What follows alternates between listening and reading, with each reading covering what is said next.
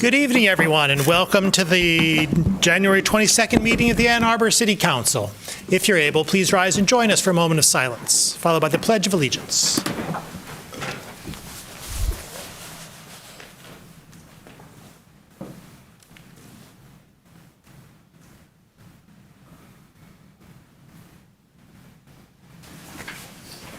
I pledge allegiance to the flag of the United States of America and to the republic for which it stands, one nation, under God, indivisible, with liberty and justice for all. Would our clerk please call the roll of council? Councilmember Dish. Here. Councilmember Harrison. Absent.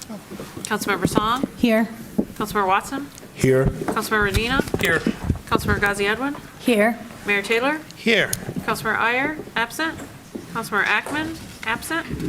Councilmember Briggs. Here. Councilmember Cornell. Here. We have a quorum.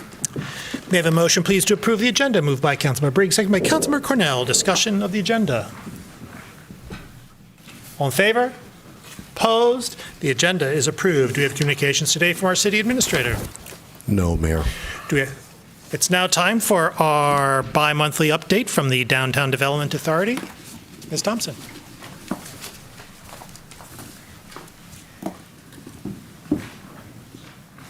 Where am I? And it's this one, right? Thank you, Marcus. Thank you, Mayor Taylor, council members. I'm happy to be here tonight. I thought I would use this opportunity tonight to talk to you about the DDA's upcoming proposed parking rate increases. So I'm going to do just sort of a brief review of some parking system fundamentals, do some high-level discussion on the parking rate increases, and then share information on opportunities for the public to be able to give feedback to the DDA. So we'll start with some parking system fundamentals. I know you're aware of some of these things, but I thought it's worth reminding everyone. The DDA manages, operates, and maintains public parking through an agreement with the city. Parking facilities are city assets. The DDA does not own any of the parking facilities. The parking system is a self-sustaining system. Parking fees must cover parking expenditures. Parking revenues also support other transportation-related initiatives, so things like the Go Pass, the Get Downtown program. What parking revenues do not support are the infrastructure projects that the DDA takes on in the public right-of-way. That is all funded through our TIF system. The city receives 20% of gross parking revenue in FY23. That was $3.9 million. We're tracking probably a little over $4 million for FY24.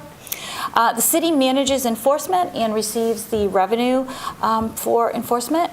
And the city also manages and receives the revenue for the residential parking program. So we can't talk about parking rate increases without mentioning the impacts that the pandemic had on the parking system. And I know you've heard this before, but it bears repeating. We had significant revenue loss throughout the pandemic. We're now operating at about 75% of the revenue that was received pre-pandemic. Our expenditures, we deferred about $10 to $12 million of expenditures during that 3-year period of uncertainty. We saw a great shift in downtown activity, and we also saw accelerated trends at our curbside. So because of all of these changes that occurred, it was really critical that we did a comprehensive post-COVID analysis of the parking system. So that entailed our 20-year maintenance plan. This is a planning and budgeting tool. We have engineers come in to all of our parking facilities. They look at everything top to bottom, and they basically prioritize all of our maintenance and restoration work out 20 years. And this was particularly important this year because it did cover all of those deferred expenses. So we needed to factor that into our planning. We also underwent a curbside management study. We're expecting the deliverable on that probably within the next month. And then, of course, the parking rate study, which we're talking about tonight. So our first step with the parking rate study was to identify the priorities of the parking system. I'm not going to talk about all of these tonight, but I do want to point out two that were just simply non-negotiable. We have to operate a financially sound parking system, and again, those parking fees must cover our parking expenditures. And we are obligated to maintain these very important city assets. So, the proposed parking rates. The DDA board will be voting on a 3-year slate of rate increases in March.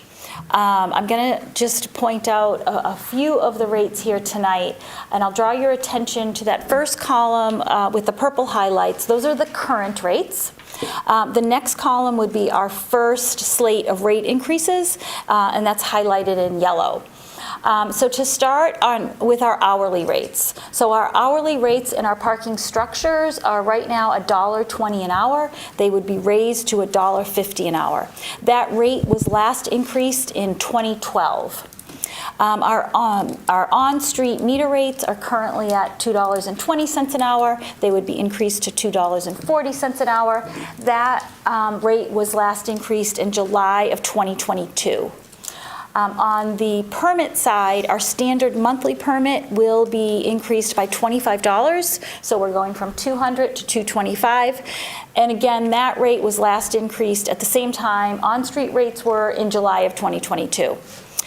The limited overnight permit, which is currently at $30, will just be raised $5 to $35. That rate actually has never been increased since its inception in 2006. We also are making some operational changes on the flat rate side. So right now we operate flat rates at Ann Ashley and Liberty Square. We're shifting that flat rate to Library Lane. So the Library Lane facility will have a $5 flat rate from 3 p.m. to 6 a.m. Monday through Friday and all day Saturday. And the reason for that shift is because that Library Lane structure is centrally located and it has a lot of capacity. Another operational change we're making, the First and Washington Street structure currently only has hourly parking available after 3 p.m. We are eliminating that restriction, and hourly parking will be available at First and Washington 24/7. So those are just some of the major changes. So timeline and feedback. So here we are in January. We are broadly sharing these rate increases with our stakeholders.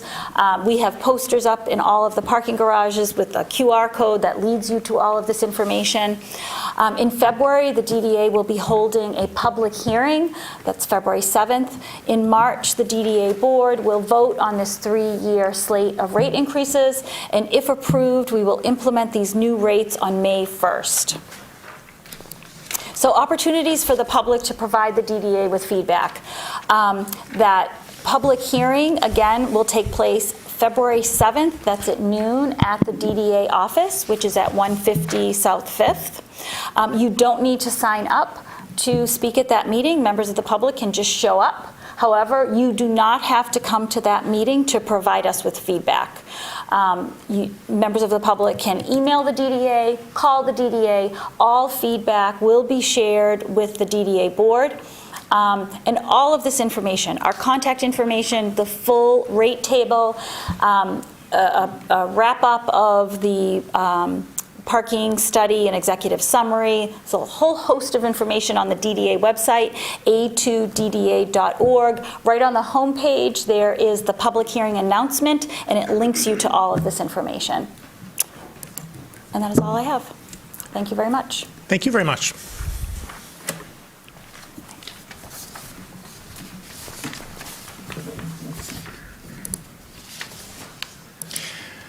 We now come to public comment reserve time. Public comment reserve time is an opportunity for members of the public to speak to council and the community about matters of municipal interest. To speak at public comment reserve time, one needs to have signed up in advance by contacting our city clerk. Speakers in all instances will have 3 minutes in which to speak, so please pay close attention to the time. Our clerk or the time clock will notify you when 30 seconds are remaining and when your time has expired. When your time has expired, please conclude your remarks and cede the floor. Our first speaker today is Luis Vasquez. Greetings, Ann Arbor City Council, Mr. Mayor. Luis Vasquez, resident of First Ward in Ann Arbor. This is my 40th year being in Ann Arbor. And I wanted to address Council today about development in downtown and all around the city in general, but to focus specifically on the Sports Illustrated possible project.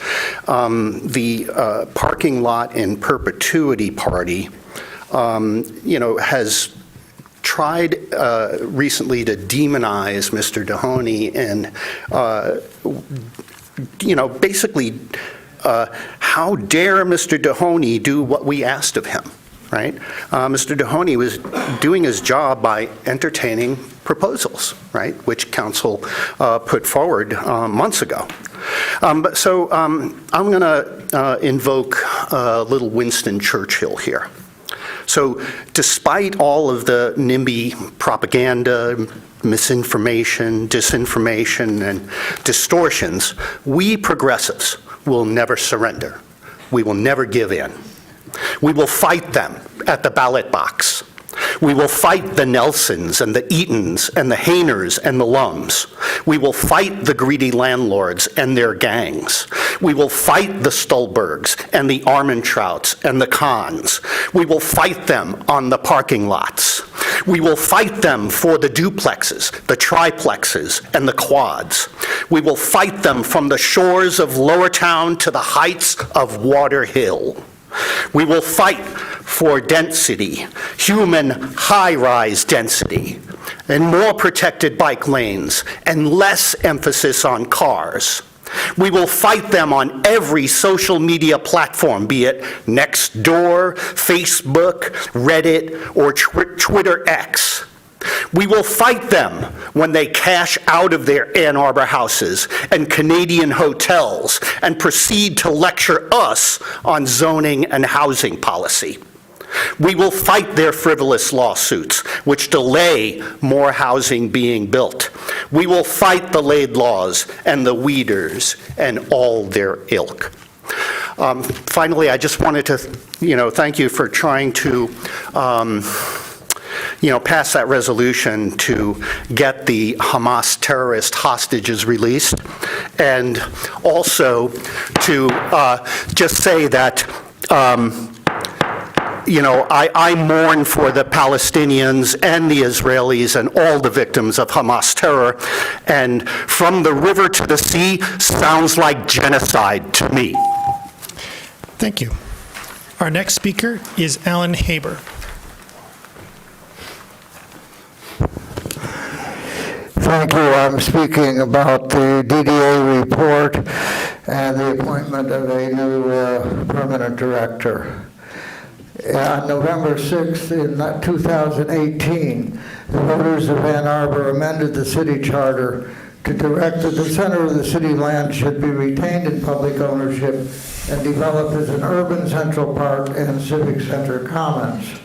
Part of this land, called the Library Lane parking lot, the surface of the underground parking structure, is managed by the DDA. The DDA, in 5 years and 2 months of meetings, has not had one agenda discussion on this repurposing of public land and has continued to park cars in the park.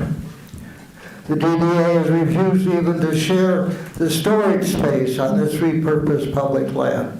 The city administration has refused even 2 parking spaces to be fenced off as an information point on the commons and the center of the city development plans. The City Council recognized the Ann Arbor Community Commons Initiating Committee as an empowered citizen body to help in the development. The city administration has not recognized or consulted with this committee and has taken actions directly counter to the work of the committee in involving the public in Liberty Plaza. The parking revenue from the surface parking after November 19, 2018 has been designated by the City Council for the development of the commons, amounting now to perhaps $1 million, though not accounted at all in the DDA accounting, and a FOIA to determine the actual amount was refused. At nearly every point, except allowing us to make a garden, the city has rejected any cooperation with the commons development. The people vote, the government says, forget it. The mayor does not like the idea, his supporters are silent. Still 5 years on, the city council should, in appointing a new director, give a direct instruction to activate the commons development. A year ago, private funds were pledged to support an RFP for the commons, and what was done? Nothing. Money was held and sequestered, but the commitment to write a memorandum of understanding for public involvement had been blocked for a year. This is insulting. This is indeed totalitarian democracy. When I spoke on behalf of the center of the ceasefire resolution at your last meeting, I said this was part of the long war against the commons and the people's needs. Like in Gaza, like in People's Park in Berkeley, we should end the whole war system. Your practice is just like the Pentagon, full spectrum domination, no Thank you. sharing. Begin a new year with full spectrum cooperation. Thank you. Disgusting. Thank you. Our next speaker is Alex Lowe.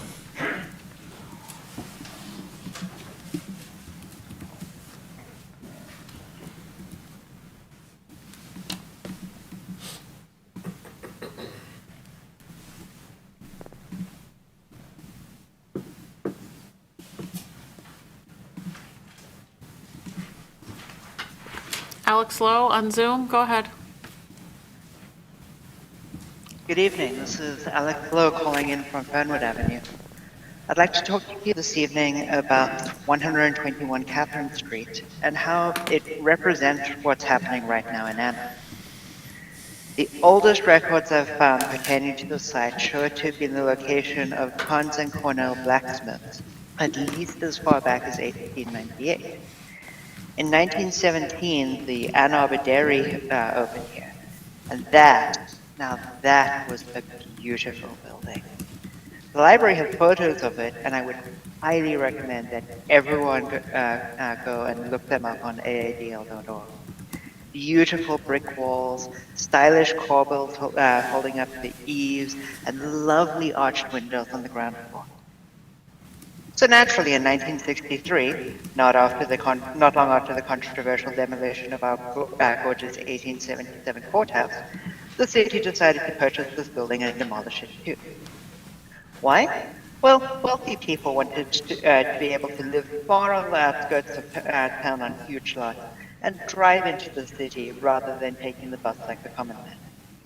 To please the wealthy few, Ann Arbor bought that building for what at that point was the cost of constructing several homes and razed it to the ground, putting 56 parking spots in its place.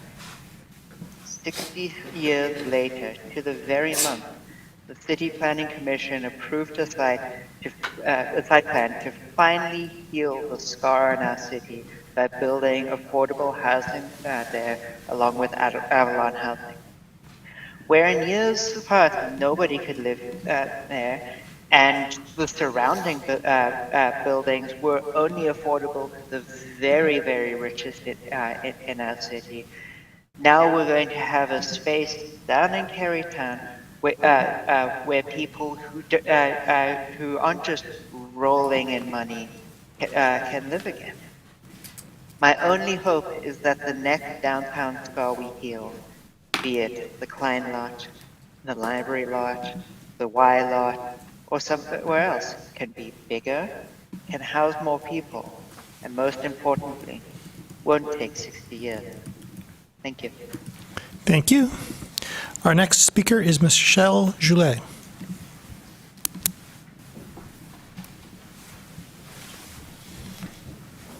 Hi, Council. Hi, Mayor Taylor. I'm thrilled to be here. I'm the director of the Washtenaw WCC Entrepreneurship Center, and I'm here to talk to you about two new efforts we have with the idea of encouraging engagement in our local community. For those of you who don't know about the Entrepreneurship Center at WCC, we have about 200 clients we work with every year. About 500 of those are new, and they are from the local community, Ypsilanti and Ann Arbor. Most of them we're sort of split between people of color, and we have a number, and we're split between men and women as well. We really focus on entrepreneurs that are starting their business at the ideation stage and are working on non-technical, sort of community-based businesses. It's an incredible center, and it's an incredible job. And we have two really new, exciting things I'd like to talk with you about today, just so you're aware of it and you know what's going on, in case it can be of useful to you and your constituents. The first thing is we have a pitch contest every year. This has been going on for about 5 years. This year we're expanding it. We have our traditional sort of start category, which is just ideation stage. We have our build category, which is people that have started a business.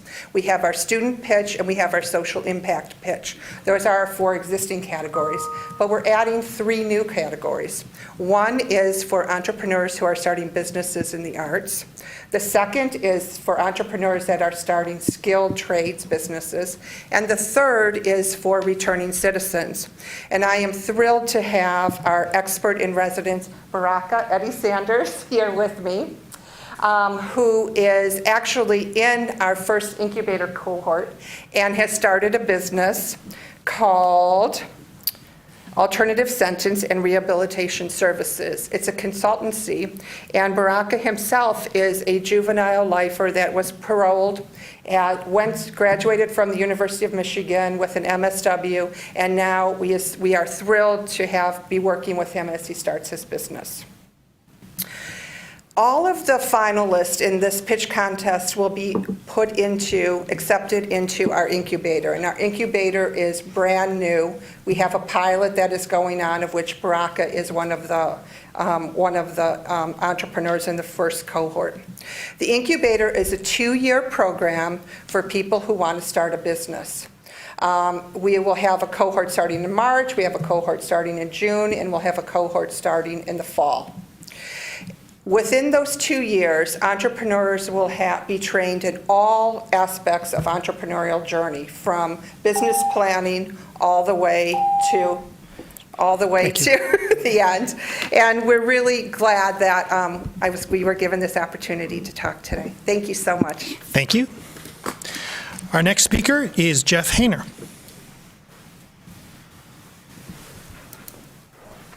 I'm loath to turn my back on your prime supporter here, but I can see in the mirror, so hopefully it'll be okay. I would have made these comments last week, but I want to make some space for the folks who really had a lot to say about what's happening in the Middle East here. And I'm glad they did, and I'm glad you listened to them. And I also would have attended this. I'm here to speak about the Local Officers Compensation Board meeting that happened recently. I would have attended, but it was improperly noticed, along with the Park Commission meetings for like a year now down in the, but thanks to our steadfast and earnest clerk, that's been fixed.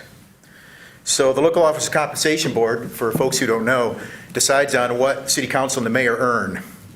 And they have asked to give them a raise. And the 3 reasons they gave were inflation, their hours worked, and so that this body can better attract folks who can't afford to spend X amount of hours a week or a day or month working here. And, when that's out, like, nobody poor is ever going to be on council again. There's no way we can fight the PAC money and the dark money and the other things that go on here. Be that as it may. The hours worked that they used was a survey that they did when I was on council. Because I watched the meeting on television live, and they said that those hours were between 60 and 140 hours a month. And I know for a fact that this group before me here is not working as much as we did when I was with half of this group. I know for a fact, because you've eliminated work sessions, you've eliminated public comment, you've eliminated service positions, the Brownfield Board of Review, the Insurance Board of Review, your annual DDA meeting, your annual Regents meeting, the budget work sessions. There's no more site plan review, there's no more site plan hearings, there's no more traffic considerations, there's no more road closures, sidewalk closures, Council of the Commons. All those boards have been removed, so there you can all sit there with your smirks on your faces, but there's no way that you are putting in hours like we did. Absolutely not.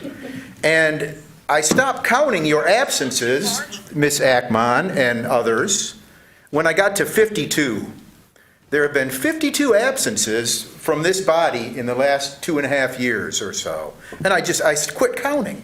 That's from this meeting and from boards and commission meetings. So smirk and don't take your job seriously. And the public should know that if they don't do anything, they will give themselves the raise. It's a reverse thing. They have to opt out of the raise. Someone has to bring a resolution, like Councilmember Ackerman was decent enough to do when I was on council, to try and deny that raise. It's public service. It's not a job. And you can all afford to do it with what you're making now. I think it's disgusting that you're going to give yourselves a raise. Thank you. Our next speaker is Peter Eckstein.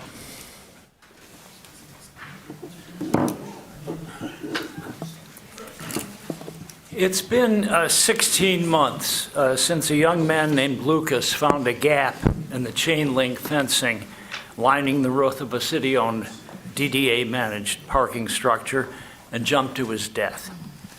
6 days later, this council passed a resolution urging the DDA to install improved safety barriers in city garages. 6 of those 11 votes came from current council members. Then, almost exactly a year ago, a teenager named Adam climbed the fencing of a different parking structure and jumped. At the next DDA meeting, I pleaded with the board and the staff for urgent action to barricade the tops of those fences. Yet it still has not happened. This is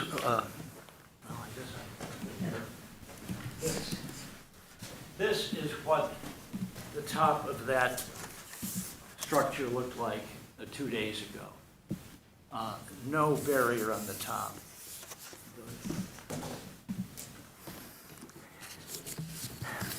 And now, 11 days ago, a 34-year-old woman climbed the unshielded roofing of yet another DDA structure and jumped to her death. As of 5 days ago, when I checked, the fencing there also had no barrier on the top. There are very expensive barriers that should be installed, but we already have the basic fencing, and what we need is what they call a topper. Now, the simplest would be a continuous roll of barbed wire. That would be ugly, but not nearly so ugly as the sight of a bloody, broken corpse on a downtown sidewalk. But there are many other possible, prettier solutions, and DDA has had years to find them. Tonight, you will consider the resolution to make permanent the appointment of the interim DDA director. Please ask lots of probing questions about why it is taking so long for something to happen to protect our young people. There have been 9 suicides from city structures in the past 8 years. You have the ultimate authority over the DDA and its structures. Please exercise that responsibility to ensure that after all these years and all those tragedies, city-owned structures will no longer serve as platforms of death. Thank you. Thank you. Our next speaker is Mojan Safani.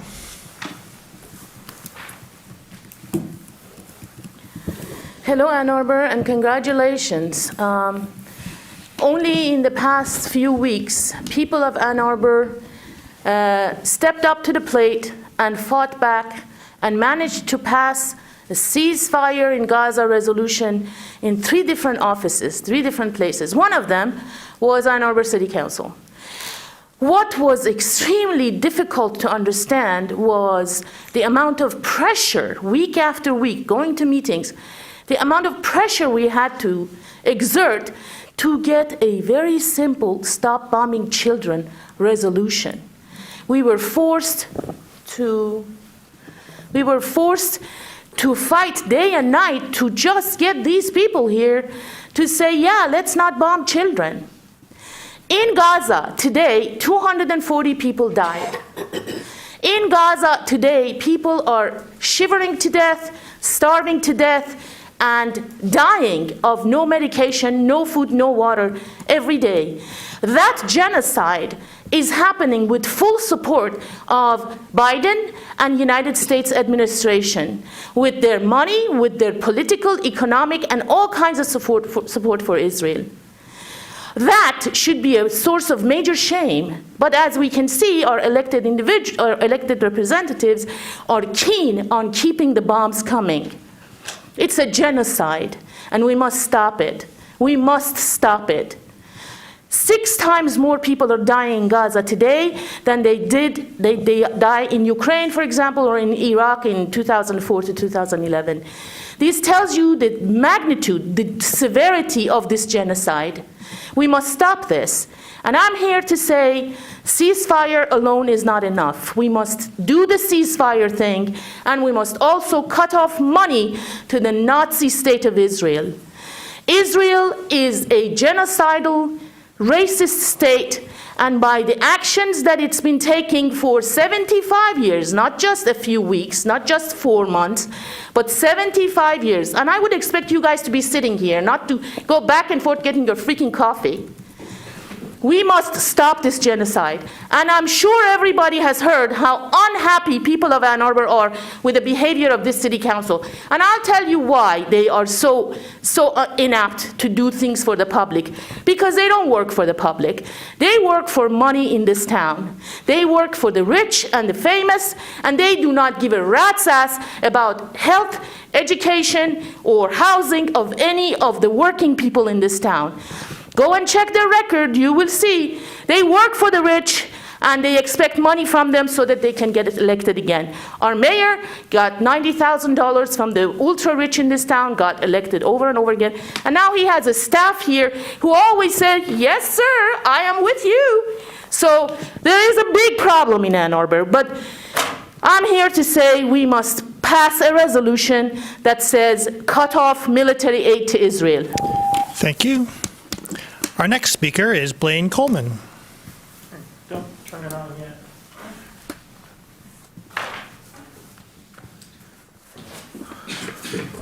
Okay, I'm ready. I saw something in the last few weeks that I hadn't seen in 20-some years speaking to the city council.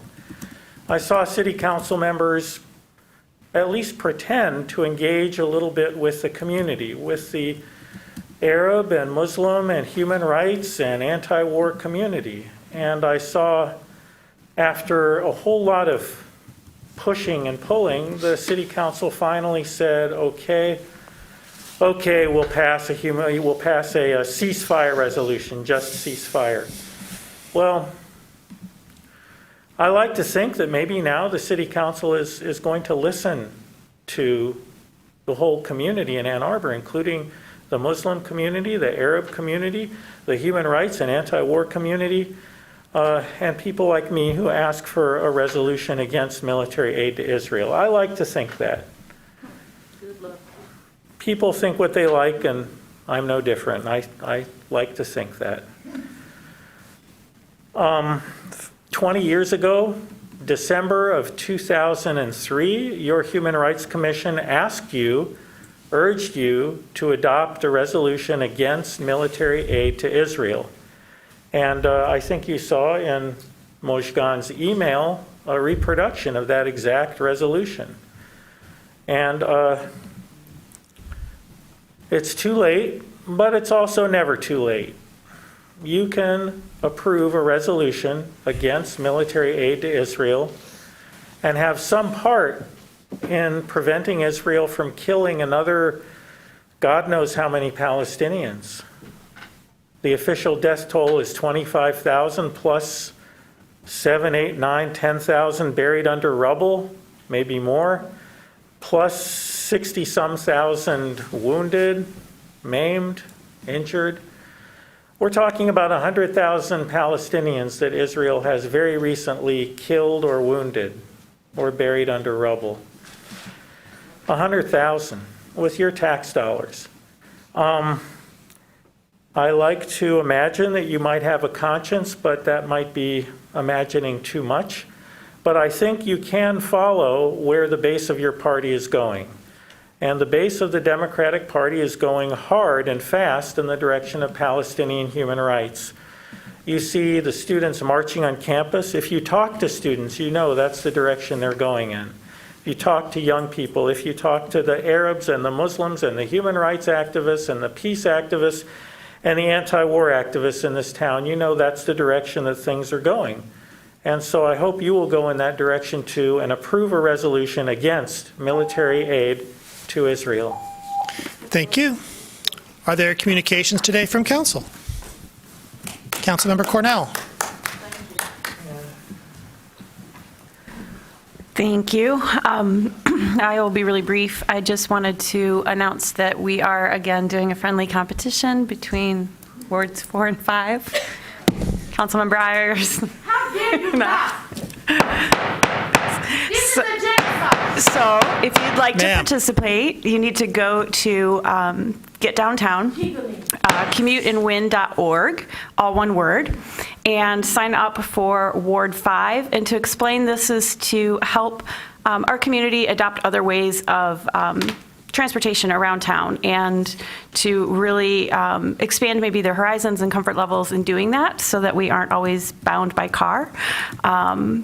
Everything kind of counts, from buses to scooters to ride shares, and even telecommuting to work counts for points. And it's really interesting at the end, even if you're not a competitive person, to see how much greenhouse gas was saved by these alternative transportation modes, and how many pounds of greenhouse gases are produced when you choose to ride in a car versus take alternative methods. So it's fun, it's a friendly competition. And other wards can get involved too. Ward 5 is the one that actually has an established team just right now. So when you're on the website, just search for that and join us. Further communication, Councilmember Dish. Thank you, Mayor. I want to send healing thoughts to our colleague Dharma Ackman, who fell on the ice the other night and is not with us this evening. So I hope she heals quickly. I want to give the heartiest thanks to our Public Services Area Signs and Signals team. They have worked so quickly and efficiently to rebuild the traffic signal at Plymouth and Maiden Lane, which suffered catastrophic damage in the very early morning of January 9th. So at 3:30 today, when I was, driving, I saw that the signal was up and running again, and I want to thank you also to all the residents who patiently navigated the four-way stop while our techs waited for the replacement parts to arrive. Finally, I also want to publicly acknowledge receipt of staff's response to our June 5th request for a memo identifying incentives to support voluntary efforts by residents and businesses to increase emissions reductions. A little bit infelicitous language there, but to reduce emissions voluntarily through transitions to sustainable and clean heating, as well as through beneficial electrification. I have had several meetings with residents who are interested in helping to advocate for these changes, and I look forward to scheduling more of them now that this memo has arrived. And so, thank you. Councilmember Iyer. Thank you.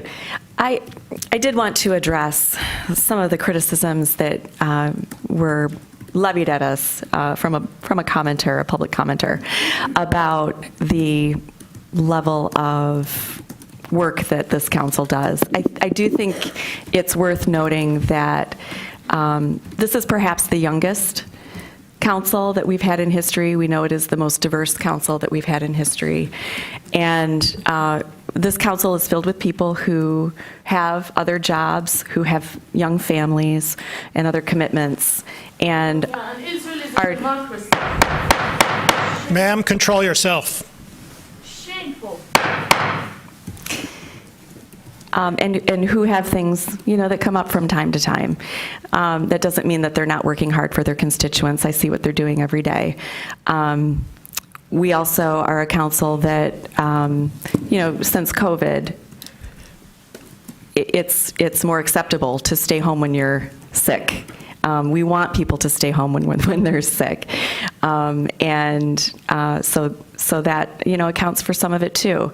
But I do think that it's worth noting that in my experience, having, as a journalist, covered many city councils in other locations, that absences are actually rather common. And here, for a long time, our council was populated by people who were retirees or not otherwise gainfully employed. And, this is a council that has a lot going on. And I just appreciate the work that all of my colleagues do every day and everything they bring to the table. And look forward to taking care of our business tonight. Councilmember Song. I'll echo that. I know that our own family struggled with several rounds of COVID, MRSA, which is staph infections, hand, foot, mouth disease, and I appreciate my colleagues telling me absolutely do not come and bring that here to council or to the public, and giving our family time to recover. On another note, I wanted to reflect on last week's storm and the city's response in plowing and patience with constituents who are learning that the city plows city streets, the county plows county streets, and then the state does their own plowing. And that responsiveness comes 24 hours after the last snowfall. I know that also coincided with national celebrations with the football team. That was a big deal. And streets were clear for that. And I understand, I think Councilmember Watson had brought me up to date that U of M has their own plows too. So everyone has their own plows. I know there's dissatisfaction generally after storms as to the rate that our plows move, but you can at least track them. I would love it if we named them, but in the interim, we do actually have our plows out. And I just want to thank the city on being so responsive on that. Thanks. Further communication from council. Councilmember Adina. Thanks, Mayor. I just wanted to uplift the fact that our Office of Sustainability and Innovation is accepting applications for their 6th group of A20 ambassadors. The program will launch in March, but the deadline to apply is Wednesday, February 14th. I believe it is a 12-week program, and up to 25 individuals will be accepted. So encourage folks, if you're interested in participating in that, you can find the application at a2gov.org/ambassadors. Further, Councilmember Riggs. One final thing that's happening, folks might want to be aware of, on January 29th at 7 p.m. in the council chambers, there's going to be a public hearing pertaining to the future of what is referred to as the old Klein's lot, but it's the parking lot on the along First and William, behind the Arbor Arts Center and Main Street. And there's going to be a presentation here. It's also going to be broadcast on Zoom. You can find information out on the press release on the city's website. It's located in the 5th Ward, so I just wanted to make sure I mentioned that. Councilmember I just wanted to say really quickly, I don't think it's a public hearing. I think it's a public presentation. Good point. Good correction. Further communication?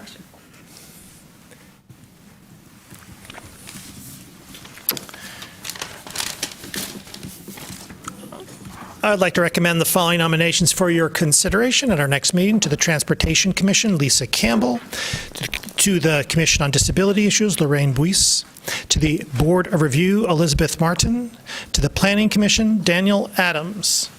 For my part two, I would like to observe that we kicked off Ann Arbor's bicentennial last Friday with an event at the Michigan Theater. It was hosted by John U. Bacon, poetry by Aaron Dworkin, and other presentations by many others, and a good time was had by all. There are a number of projects that are being highlighted here at the municipal organization. Certainly first, the work to be done at Bicentennial Park, as was Southeast Area Park, and then two, the improvement and renovations of the Elks Lodge. Those are the central bicentennial projects for the municipal organization. But of course, we are delighted as part of our bicentennial to unleash the brand and concept to constituent groups throughout the city in the hopes and expectation that they will take it upon themselves on their own and in collaboration with the Bicentennial Coordinating Commission and members of staff to celebrate Ann Arbor's bicentennial in their own way. Further discussion? No, there is no further discussion. It's just me. We have before us the consent agenda. May I have a motion, please, to approve the consent agenda? Moved by Councilmember Cornell, second by Councilmember Iyer. Discussion of the consent agenda. Councilmember Dish. May I pull CA7? Councilmember Song. Just a comment on CA6. Please. How excited I am that we will have our city's first splash pad. If you remember, there were conversations about a potential splash pad on the library lot back in 2018. So we are 6 years from that conversation. That's basically if your child was a kindergartner, they are now middle schoolers experiencing the city's first splash pad. Or they might have been going to Plymouth Township, where there was a splash pad since 2003. So I'm glad that Ann Arbor is catching up. It's just unfortunate that it takes 20 years past Plymouth to get this going. Councilor Gaziano. Thank you, and thank you, Councilmember Song. And what I'm also really excited about the purchase of the splash pad, and I just want to send a quick reminder that this will be our first splash pad that's publicly accessible, that will be fully accessible to people with disabilities in the city, which is amazing. And we still are fundraising another $900,000, and that will be used to redo pathways, bathrooms, the pavilion, and other amenities so that they too are fully accessible. So that's a huge win for our city.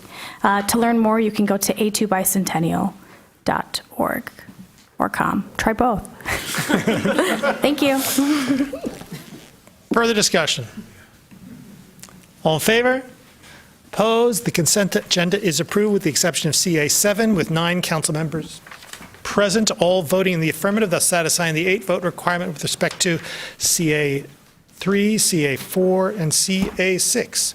CA7, resolution to approve the 121 Catherine Street Development Agreement, moved by Councilmember Dish, seconded by Councilmember Watson. Discussion, please, of CA7. Councilmember Dish. I only pulled this because I really wanted to talk about it in full and to express my utter delight to see the first project come to the table out of the affordable housing millage. This is coming to us just 2.5 years after those funds started flowing. Voters approved the millage in November 2020, but the money's kicked in the following fiscal year, which starts in July 2021.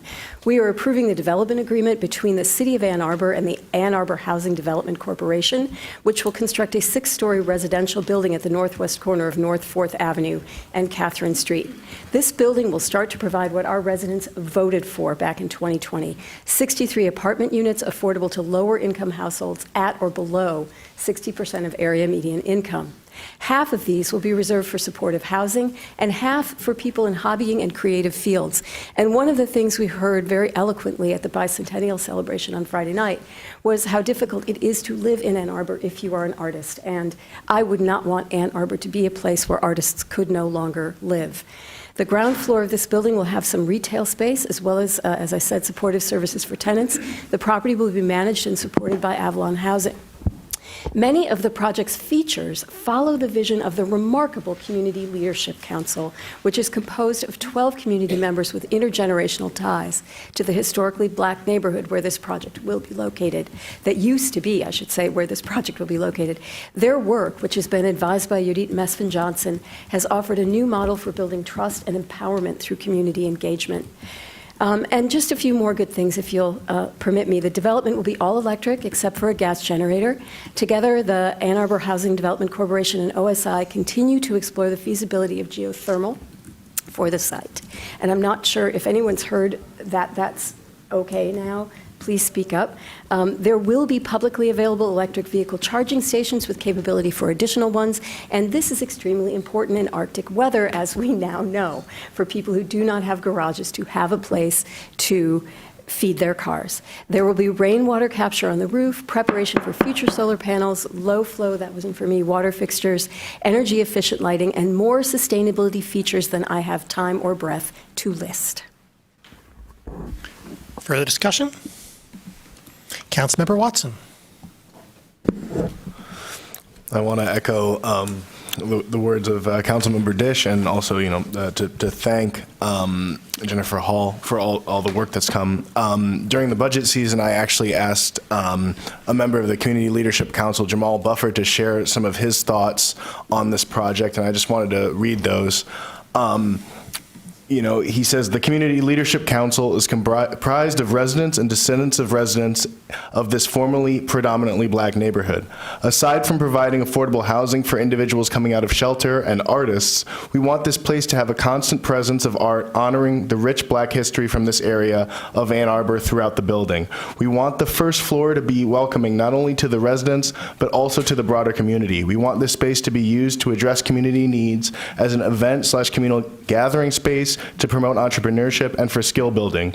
We want black people in our community to begin to envision how this space can be a welcoming home. So, once again, just can't express how grateful I am that the city has pursued this project and it's finally coming to fruition. Further discussion? Councilmember Song. If I can add recognition to Director Jennifer Hall, the Housing Commission Director Jennifer Hall, and being able to not only bring this into reality with the city and community partners, but also figure out how to finance it. So beyond the millage, I think the one thing that we've learned is that this took 11 or 12 funds to bring together, from state funding, HUD funding, our millage dollars. For folks who are wondering why it took so long to even get to this point, financing these projects, we don't get discounts. The city also has to compete for labor. The city also has to compete for supplies. So I kudos to Jennifer Hall for pulling this together while pulling other projects together. So this is a good example of how the city of Ann Arbor can meet its promise in addressing our housing crisis, and then also find partners beyond the city and actually financing it. For my part, I'm incredibly excited about the progress on this project. We, of course, do have an affordable housing crisis. We, in recognition of the voters' work passing the millage in 2020, we are accelerating our work in the affordable housing sphere. This is a crucial and first step site, and I'm excited that we're finally getting it done. Further discussion? All in favor? Opposed? It is approved. We now come to a set of public hearings. Public hearings are opportunities for members of the public to speak to council and the community about the specific subject matter of the public hearing. Speakers at public hearings do not need to sign up in advance, but their speech must relate to the specific subject matter of the public hearing. That is to say, the specific agenda item to which the public hearing relates. Speakers in all instances will have 3 minutes in which to speak, so please pay close attention to the time. Our clerk or the time clock will notify you when 30 seconds are remaining and when your time has expired. When your time has expired, please conclude your remarks and cede the floor. Public hearing number 1, an ordinance to amend Chapter 55, Unified Development Code, rezoning of 45 parcels in the Plymouth Road area to TC1, Transit Corridor District, city-initiated rezoning. Is there anyone in-house who would like to speak at this public hearing? No need to raise hands, just queue on up and make it happen.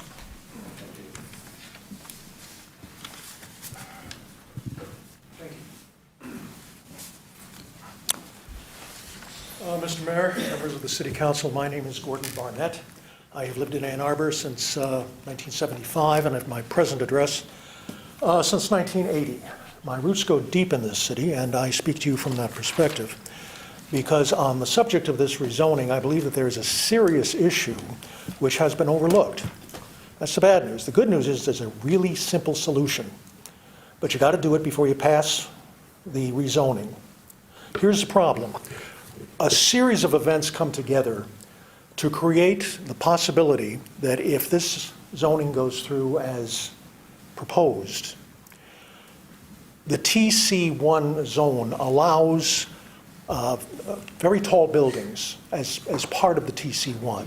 It's kind of a tip of the hat to the idea, which I know is near and dear to all of your hearts, of affordable housing. Because at the public hearing presentation at Traverwood Library in October, Mr. Leonard of the Planning Commission described this as roughly, these are my words, but this is the way it came across, is that what this would allow is high-rise, high-density, low-income housing to a height of between 5 and 8 stories. Now, you've got to visualize the map to get this. But the problem is that with this zoning stretching from US 23 down to about the Broadway Bridge and covering the Plymouth Road area in between, high-rise buildings along that northern rim of Plymouth Road will create shadows that will go deep into the residential areas, into all of the areas, but specifically my concern is with the residential areas along Plymouth Road. The effect of this, absolutely unintended, but unavoidable, is that those high buildings will lessen the sunlight that falls on the residents of those areas. There is no benefit whatsoever to the people of Ann Arbor in losing that sunlight, and it is absolutely necessary, unnecessary, and unintended. It is simply a consequence of the tag-along that the TC1, in addition to the transit corridor issues that it addresses, also addresses affordable housing. Now, I want to make it clear that the only aspect of this that I bring to your attention is the height of the new buildings that will go in, not their use. It doesn't matter that they are high density. It doesn't matter that it is affordable housing. They could be McMansions. They could be a new northern White House. They could be your favorite winter sports place. It doesn't matter. All that matters is that big, high, tall buildings are going to cast longer shadows than short ones. And those shadows, because they are to the south, because that east-west axis of tall buildings is to the south of the residential areas, it means that when the people living there look to the south, they're not going to be able to see the sun. Here's the fix. One of two.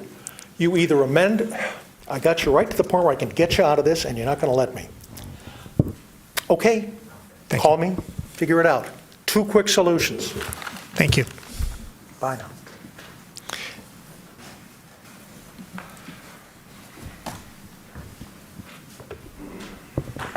Good evening. My name is Aiden Ashodi. I'm a graduate student attending the University of Michigan. I currently live at 1929 Plymouth Road, apartment 1034.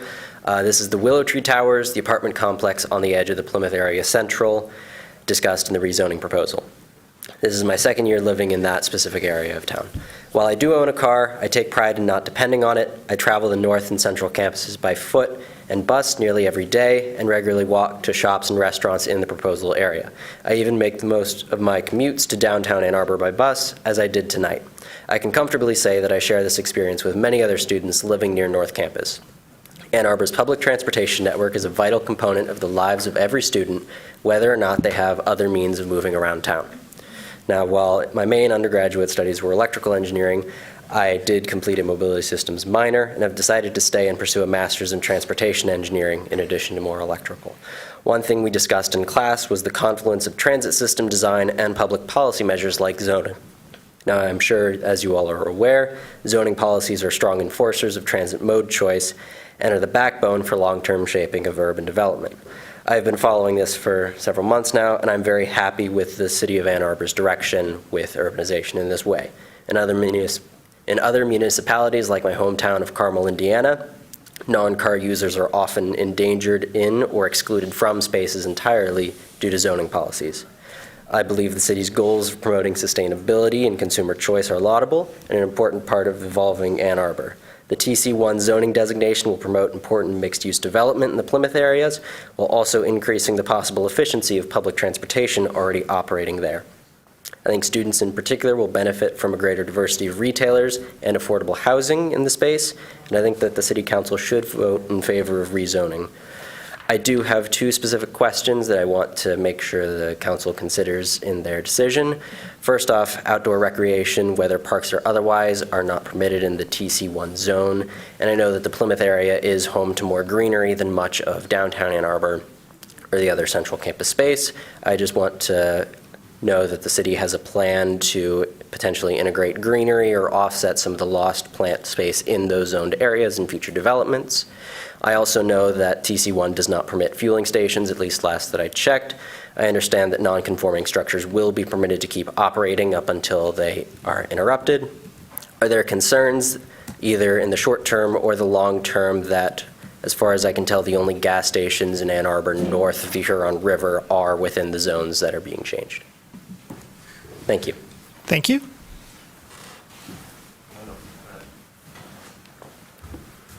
Greetings, Luis Vasquez, resident of the First Ward. I live near Plymouth Road and would like to speak in strong favor of this rezoning. I'm not afraid of tall buildings. I would contend with my neighbor that 5 to 8 stories is too short. I think you should build them all and build them tall. Thank you. Thank you.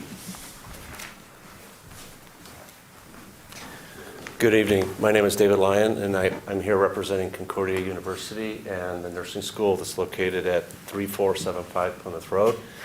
I'm here to actually support the zoning ordinance that hopefully will get passed tonight. We actually, in part, believe largely in what the gentleman here spoke with respect to TOD zoning.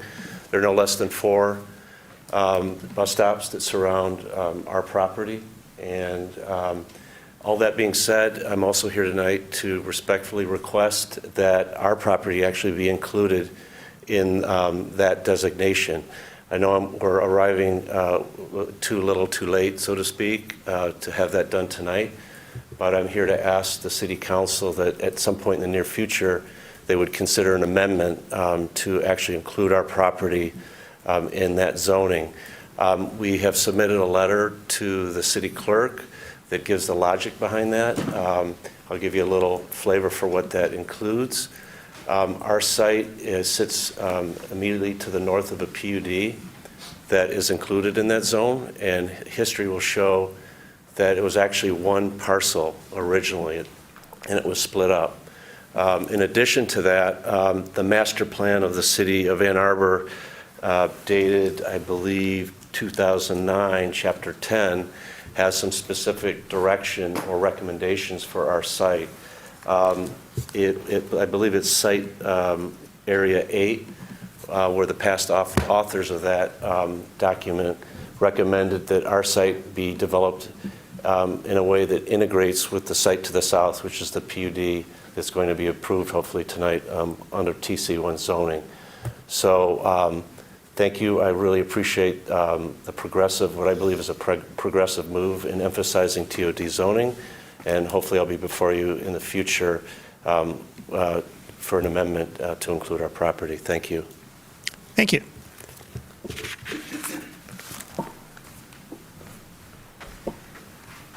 Hello, I'm here to finish this gentleman's 2 points. What he was going to suggest was, which is not a terrible idea, and we could have applied it in many other places in the city with many better results, that the height that is gained by adding the affordable housing component, which is the one really necessary component of all of this, is his suggestion was that could be removed to keep the buildings lower. My take on that is absolutely correct. But the buildings could have been set lower in the first place, and then the bonus wouldn't have created these large buildings. Now, like my neighbor here, I'm not afraid of large buildings, and that's why we have the downtown area, for one thing, the D1 and D2 and so on. And there's places for large buildings, and there's places that they cast shadows and ruin it for others, and it's unfortunate. Second part is the heaviest concentration of current residential is between Green and Nixon Road, and his suggestion is that you just simply exclude those handful of parcels there on Green and Nixon Road, and that was the other thing that this gentleman wanted to say. And I don't disagree with that either. My consideration with TC1 is that it's sort of you're trying to make a one-size-fits-all thing here, and it neglects the consideration that every area of our city is different and unique. And these aren't really transit hubs. If there's a bus stop there, it doesn't make it a transit hub per se. And the definition of a transit corridor in the city is so vague as to apply to almost any street where a bus goes. And I know that there's certainly folks who represent, say, labor unions who would love to build, or donate to the mayor's PAC. And that's great. And that's how our economy works. That's fine. But when you look at TC1 and how it's been applied across the city and how many hundreds and hundreds of properties have been applied to TC1 and this next set also, it makes me wonder if there's any point in anyone participating in the comprehensive plan review that's supposedly underway right now. When you look at this postcard here, it says we're going to expand housing choices, and that's what TC1 is ostensibly supposed to do. We're going to improve connections, again, that's supposedly a TC1 thing. And we're going to grow job opportunities. And I appreciate what Councilmember Dish said about the artists in this town, because we're up here begging for the Robertson Brothers slash Brewers parcel to have some, live-work loft kind of situation going in there. But it's not, it's just garbage. And so my concern is that we're undertaking massive city-initiated rezonings on the eve of supposedly having a robust public conversation about what exactly we want to do with all our parcels in the city. And at some point, we're going to get a business owner up here who's unhappy with how that's going to go, or a handful of residents who are unhappy with what's happening outside of this process. And we're setting ourselves up for another lawsuit. And I know you guys got rid of the insurance board and some other things, so not everybody gets to hear about that, but the city gets sued a lot. And I have no doubt that this is going to come back and bite us in the lawsuit arena. And so take those things into consideration as you press forward with your massive rezonings prior to the comprehensive plan review. Thank you. Thank you. Is there anyone else in the House who would like to speak at this public hearing? Is there anyone online who would like to speak at this public hearing? Adam Juszkiewicz, do you have a comment? Hi, this is Adam Juszkiewicz from the 4th Ward near the TC1 West Stadium corridor, where, the world hasn't ended or anything over here. And I'm so happy to see this happening in other places around town. And I hope that you pass it tonight. And I hope to see the Washtenaw corridor come up pretty quickly, so we can see that go through as well. One of the things that I think is really good about TC1, as far as the concern with tall buildings, is the way that it steps down as you approach residential areas. It's designed so that tall buildings can't be close to those residential areas. So that's baked right into the zoning. I think that addresses that concern. And also, I believe, as far as the gentleman from Concordia College was saying, I think that if they're adjacent to a TC1 corridor, it should be pretty, that they can apply for their own owner-initiated rezoning. I think there's a way to petition for that, and I think that's one of the things in TC1. If you're adjacent to TC1, you can request a rezoning to TC1. So that might be something to look into. Thank you. Thank you.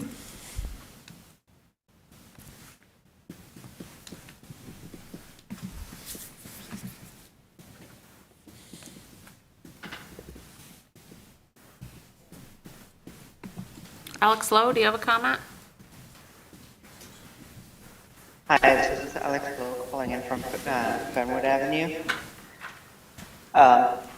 Just wanted to point out that the Shadows so-called issue seems to be way overblown, since the distance from a residential location actually changes the allowed height of the building.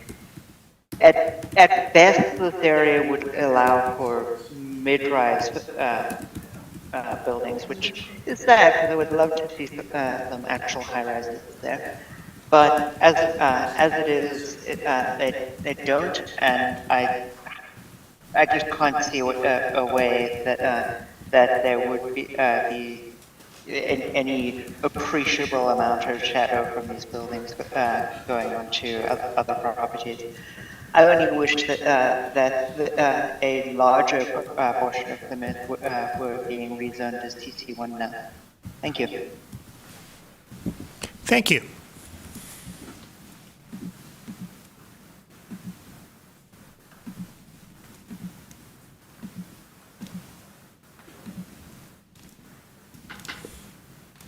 Mayor, I don't see any other callers with their hands up at this time.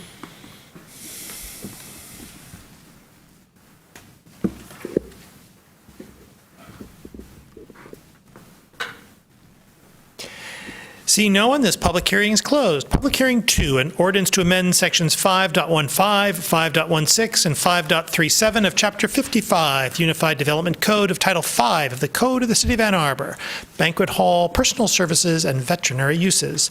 Is there anyone in-house who would like to speak at this public hearing?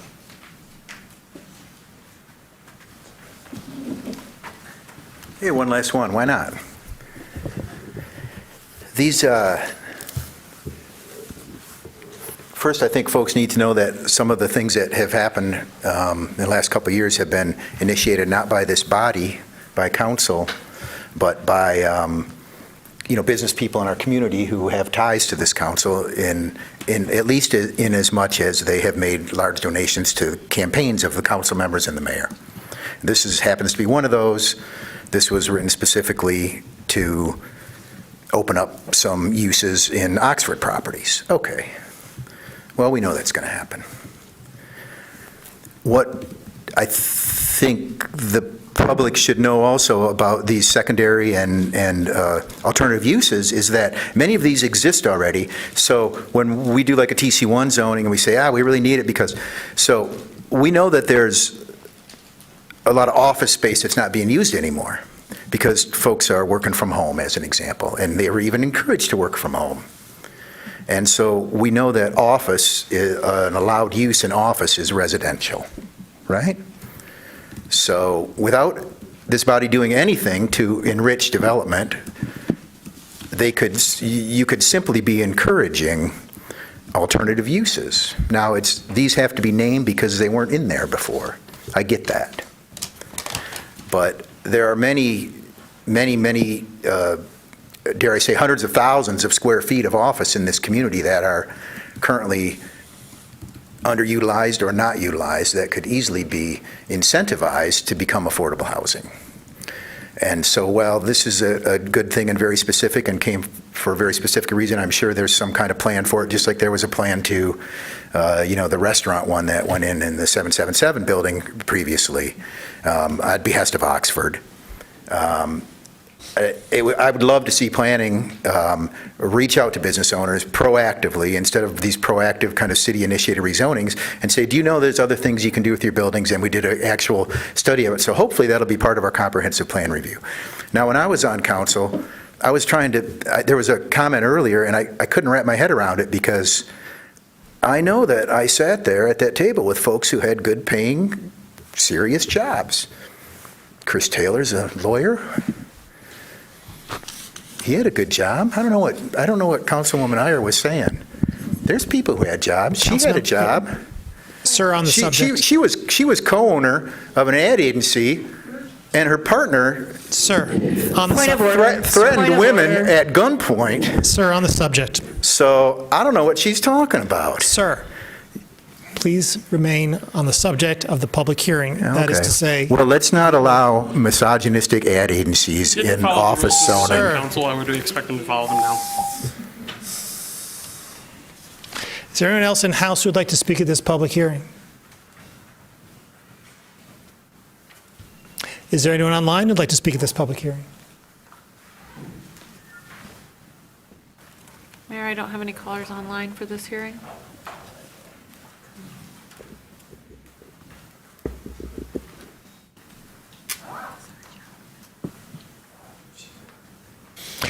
Seeing no one, this public hearing is closed. Public hearing number 3, an ordinance to amend Section 5.16 of Chapter 55, Unified Development Code of Title 5 of the Code of the City of Ann Arbor, personal scale SES. Is there anyone in-house who would like to speak at this public hearing?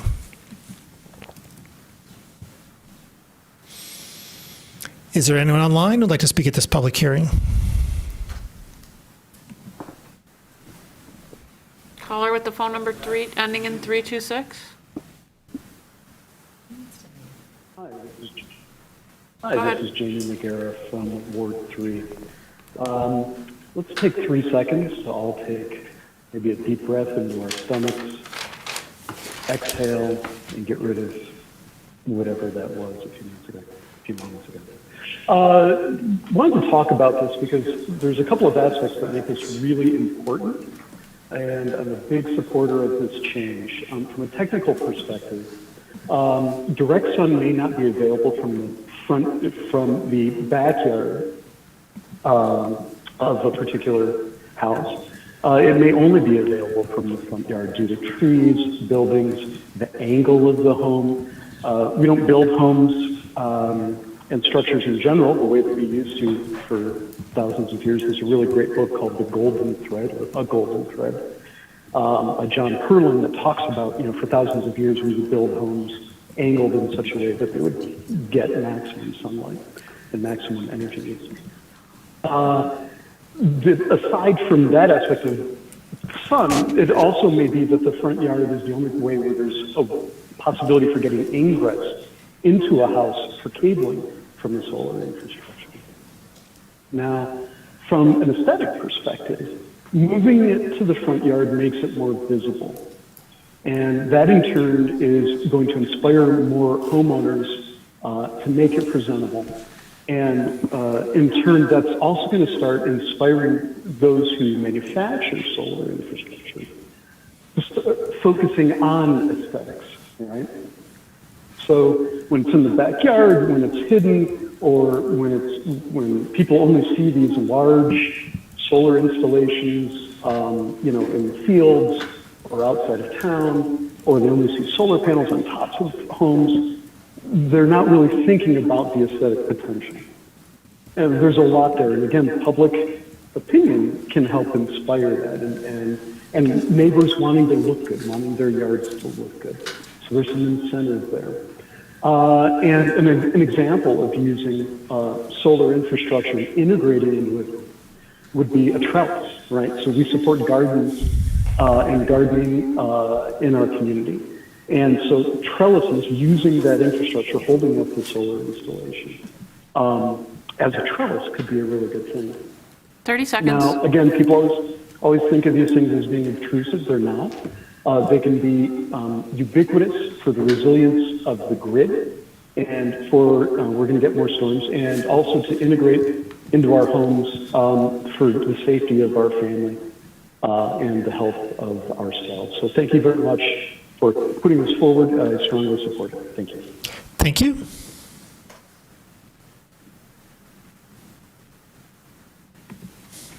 Adam Juskevich, do you have a comment?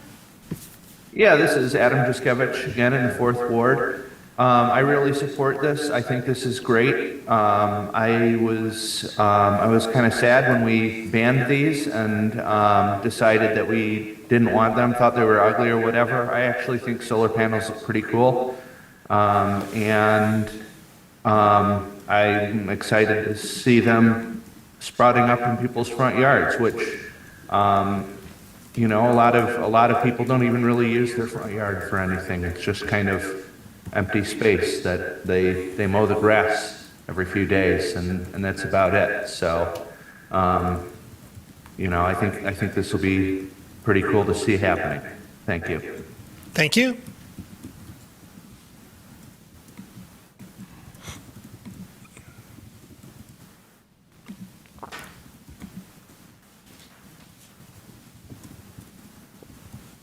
Mayor, I don't see any other callers with their hands up.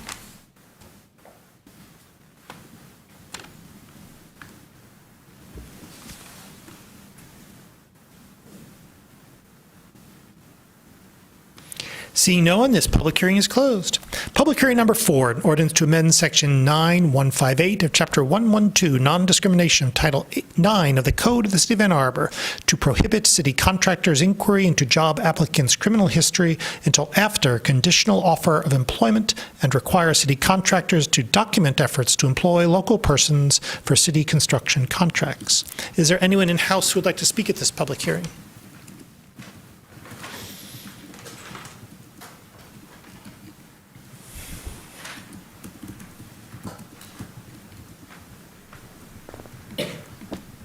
Well, I think this is an excellent idea. I hope you all pass it.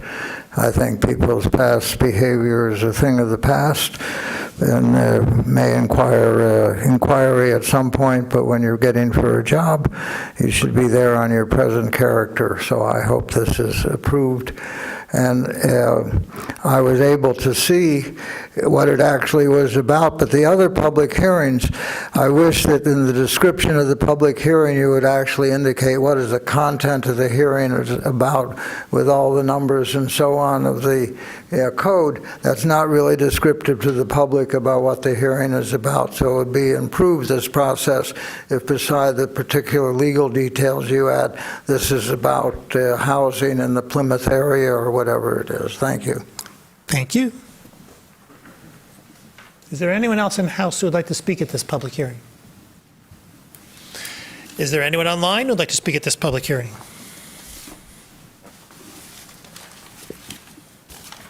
Mayor, I don't have any callers online for this hearing.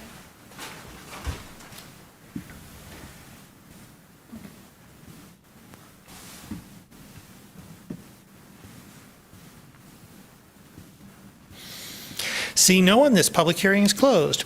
We now have before us the special session minutes of January 5 and the regular session meeting minutes of January 11, 2024. Motion please to approve these minutes. Moved by Councilmember Watson, seconded by Councilmember Adina. Discussion of the minutes. All in favor? Opposed? The minutes are approved. B1, an ordinance to amend Chapter 55 Unified Development Code, rezoning of 45 parcels in the Plymouth Road area to TC1 Transit. Corridor District, city-initiated rezoning, moved by Councilmember Dish, seconded by Councilmember Watson. Discussion, please, of B1. Councilmember Dish. Thank you, Mayor. This ordinance would implement TC1 zoning along Plymouth Road. It's important to understand that the district is divided into 3 sub-areas. The eastern sub-area extends along Plymouth from US 23 to Commonwealth Boulevard.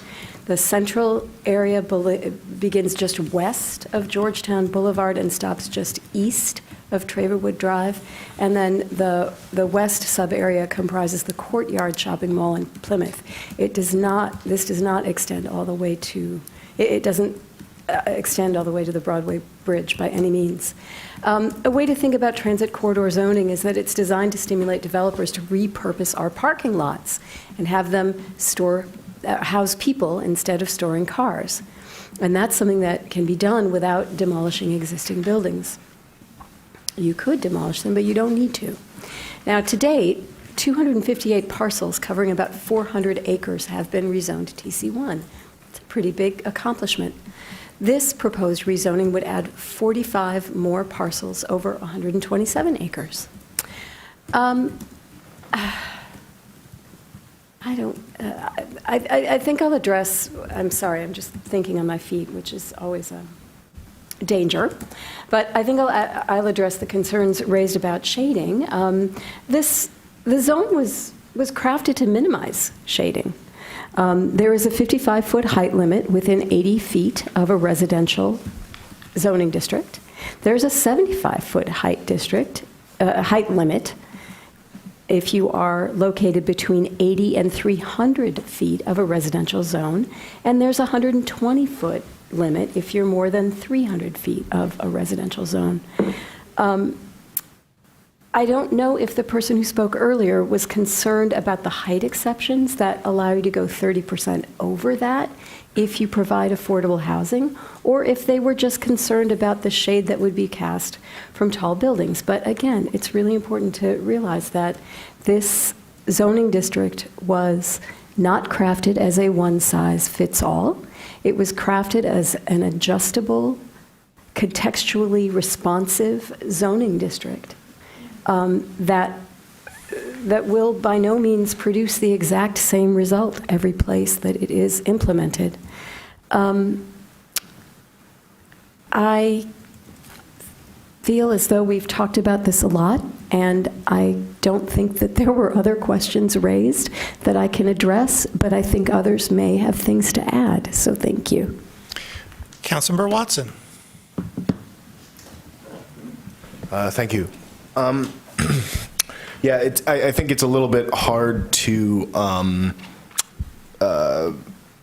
illustrate the height concerns without showing the spatial maps that planning did show during our October public information session. But I think the important thing to note is that the maximum heights are in line with the current zoning when near residential zoning districts, and then when it's further out, the heights are allowed to be the heights are allowed to be greater than the commercial and hotel districts, but they're actually less than the office district, which actually has no height limit right now. So some of the properties that, or some of the properties that are being rezoned are currently O, and both, which the O district allows housing and doesn't have a height limit now. So I think that can help alleviate some of the concerns. When people talk about the 300-foot height limit, i.e. the possibility of 30-story buildings, that's only possible directly next to the US 23 interchange, where there's already like some successful hotels there. When you're looking at areas in the 120-foot height range, to give people an idea, it's like the center of the building would have to be built in the center of the Kroger parking lot to hit that 120-foot height. So individual projects would still have shade studies done. They would still present, they still have public hearings on to discuss the dimensions of those projects, but the height buffers really do scale down as people are approaching, as the buildings are approaching the edges of residential areas. Councilor Song. So I'd like to describe TC1, or as I think Concordia's representative has called as transit-oriented development, as being a way to respond to outside forces, not evil developers or influence on council and electeds, which if you do truly feel that way, then please contact the Attorney General and actually put in a real complaint and get that investigated. But actually, a responsiveness to outside forces such as poor land use. We are trying to prevent more mini malls. We are trying to prevent one-use projects. What we are trying to respond to is the need for more creative use, right? Which would be infill projects, which would be housing, which would be addressing traffic along a very, very busy corridor. We can't make U of M less popular, especially after what happened at the beginning of this year, right? We can't have them employ fewer people. We can't stop them from building a third building on the medical campus. And they are already on their way with a capital improvement project with Campus Plan 2050. So what we are proposing here is trying to be part of the future visioning of Ann Arbor, catching up to U of M, catching up to the demand, and catching up to another local entity, which would be the public schools. That $1 billion bond that Ann Arbor wildly supported in 2020 is already being put in use. So those schools being rebuilt in 2025 and 2027 are along that corridor. That's King School, Logan School, Thurston. Logan is no longer going to be an elementary school, but a preschool, an early childhood care center, because even the schools are looking for future into trying to figure out how to meet ongoing early childhood childcare demands for young families in this area. If we can build housing along here where it's walkable to schools, to transit, to shopping, to businesses, this is a bonus for our community. It is not envisioning a community within the shadows, it's bringing a community out to the future. So if you look at Campus Plan 2050, you'll see on the other side of what U of M is planning would be a conference center, a hotel, multi-use housing, parks, walkable parks open to the public. U of M is there. We need to catch up. Further discussion? Councilmember Briggs. I just wanted to respond to the request from the representative from Concordia regarding the addition of that parcel. And I think it sounds like you've already done outreach to planning staff, perhaps. One thing, I'm not sure if they let you know or not, when this came to us for first reading, there were additional 8 parcels that were in that we actually had to pull out at first reading because they weren't properly noticed. And so we are planning to come back and actually do an additional rezoning once those parcels have been properly noticed. And so there might be an opportunity. I don't want to make any promises, but we actually do have a phase 2 of this that's anticipated. So I anticipate that Councilmember Dish, who's the liaison to Planning Commission and planning staff, will be able to follow up regarding that parcel. Further discussion? I am similarly excited about the progress that we are accomplishing with respect to TC1 zoning. We all know that we have an affordability crisis, a housing crisis here in Ann Arbor. We also know that supply and demand is real. And so we are not going to do what we can to reduce demand in our city. We need to increase supply. We're not making a worse city. We're working on making a better city. And we also know that people who work in Ann Arbor ought to be able to live in Ann Arbor. That is what we're looking to accomplish by TC1 zoning. TC1 zoning will, in its ideal and optimal and envisioned form, enable property owners to build mixed-use, dense developments which involve both commerce and housing, enabling people to live on transit corridors and to be able to get in and out of downtown more easily without a car, to make build a walkable, bikeable mini neighborhoods along the way, hopefully integrating with other and currently existing proximate neighborhoods. This is an exciting step that we're taking with TC1 in this area, and I'm looking forward to its expansion in the short term, as Councilmember Briggs identified, and to other areas of the other transit corridors within the city as well. Further discussion? All in favor? Opposed? It is approved. B2, ordinance to amend section 5.15 and 5.16 and 5.37 of Chapter 55, Unified Development Code of Title 5 of the Code of the City of Ann Arbor, Banquet Hall, Personal Services, and Veterinary Uses. Moved by Councilmember Dish, seconded by Councilmember Watson. Discussion, please, at B2. Councilmember Dish.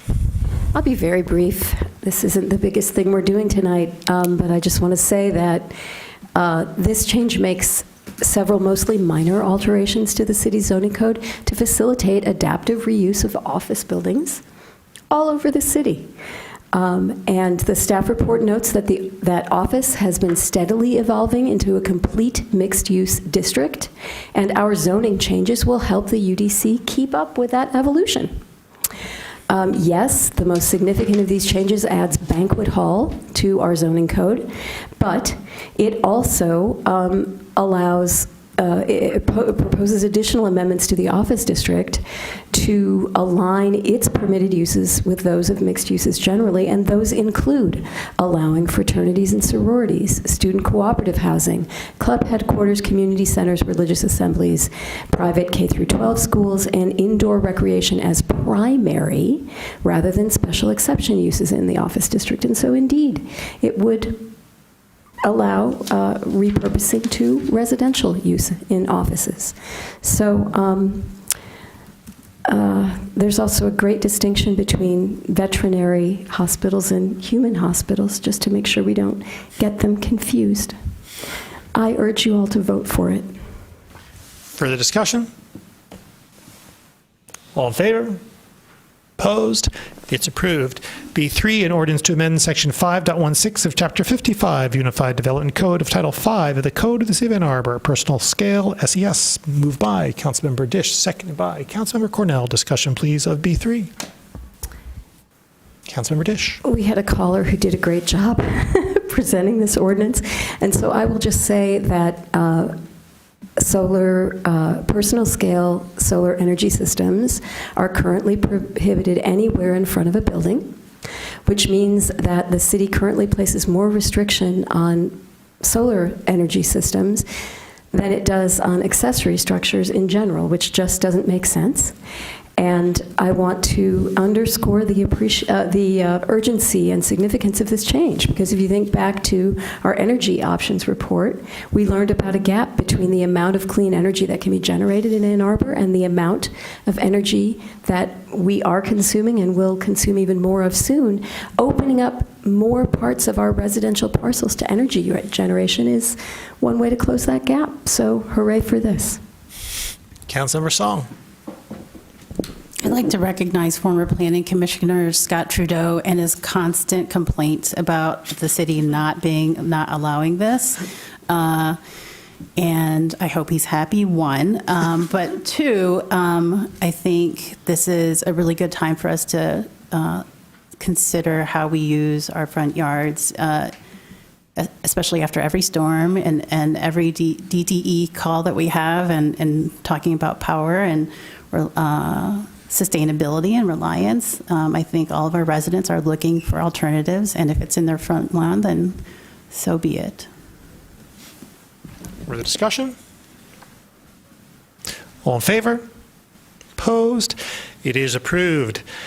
B4, ordinance to amend section 9.518 of chapter 112, non-discrimination of title 9 of the Code of the City of Ann Arbor to prohibit city contractors' inquiry into job applicants' criminal history until after a conditional offer of employment, and require city contractors to document efforts to employ local persons for city construction contracts. Moved by Councilmember Ghazi Edwin, second by Councilmember Breyer. Discussion, please, of B4.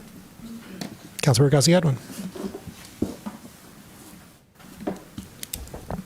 Thank you, Mayor. I'm going to be just brief. So again, this proposed ordinance would require that our contractors working on behalf of the city do the same when hiring future employees working on a contract on behalf of the city. And that practice is to not conduct a criminal background check until a contingent job offer is made, or the employer has a chance to evaluate a candidate for a job based on their qualifications alone. This would apply only to future contracts and future hires of contractors. It applies only to those employees performing work under the contracts with the city, and it applies only to contracts over $25,000 related to goods, services, and construction. In terms of enforcement, this will be enforced along with the rest of the non-discrimination ordinance. We have a clause. City contracts over $25,000 contain a clause stating that the contractor agrees to abide by all provisions of our NDO, which will now include this. In terms of enforcement, we will have the help of the Human Rights Commission. And I believe procurement is working on a letter that will go in the RFP packet as well. And I hope you vote for it tonight. Councilmember Breyer. Thank you, and thank you, Councilmember Ghazi Edwin, for bringing this forward to us. I'm really excited to support it. I just wanted to read something briefly from the ACLU website. The ACLU has long been a proponent of ban the box initiatives like this one. Steady employment is critical to a person's successful reentry to society after incarceration, and the single most important predictor of whether or not a person will return to prison. However, 75% of formerly incarcerated people are unemployed a year after release because of employer discrimination against people with criminal records. For Black people in particular, a criminal record means not getting a job interview 40% more often than white people with similar histories. And with 650,000 Americans returning to communities from prison each year, it is incumbent upon us to work with employers to eliminate barriers to jobs. This is so necessary. I'm really excited to support this. I'm also so supportive of taking the next step with helping make sure that city contractors are really trying to employ local people who are living in the area, who are supporting local businesses, who are driving our local economy, sending their kids to local schools, paying local taxes. All of these are things that we should be supporting with our tax dollars as a city when we hire city contractors. This is a theme for me personally of my service, which is trying to align our city procurement policies with our values, and I'm excited to vote for this tonight. Further discussion? Councilmember Watson. I'd like to thank Councilmember Gazianwood and the co-sponsors, and I'd like to be added as a co-sponsor as well. Further discussion? For my part, I also like to thank Councilmember Gaziedwin and the other prior co-sponsors for bringing forward this resolution. It is important that, as Councilor Breyer indicated, that we reduce barriers to employment for returning community members. It is crucial that we do what we can here by our participation in the market in this way. It's a good thing to do, and I'm delighted that we're moving it forward. Further discussion? All in favor? Opposed? It is approved. C1, ordinance to amend section 5.20.3, 5.20.4, and 5.20.6 of Chapter 55, Unified Development Code of Title 5 of the Code of the City of Ann Arbor, conflicting land use buffer. Moved by Councilmember Dish, seconded by Councilmember Iyer. Discussion, please, of C1. Councilmember Dish. So, the first thing I want to say is that a conflicting land use buffer is distinct from and in addition to a setback. So this ordinance, which proposes to eliminate conflicting land use buffers in some instances, does not result in eliminating all space between structures.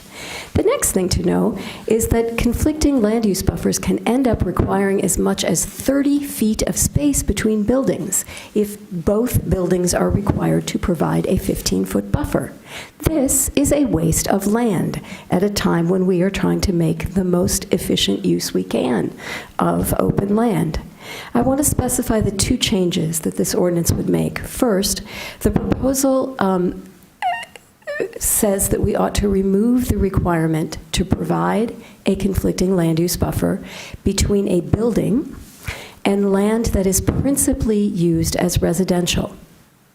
It could, in other words, you could have a mixed-use structure with office or restaurant on ground floor and residential above, and you could have an office building next door, and we wouldn't need to have a conflicting use buffer there. The proposal also calls on us to remove the requirement to buffer between multiple family residential zoning districts and other residential zones and residential uses. I just want to underscore something here. Our current rules require buffers between the same kinds of uses, specifically between residential uses that have different zoning designations, like R4 and R3. To put it simply, our current rules require conflicting land use buffers between like land uses. Clearly, that is both a head-scratcher and a problem, given, again, that we are trying to make efficient use of open land. So this is a change that's long in coming, and there are a couple of other reasons for it that we can talk about more next time if there's a lot of public comment on this one. But for now, I think that's enough to persuade you that it's okay to advance this to a second reading. Further discussion? Councilmember Briggs.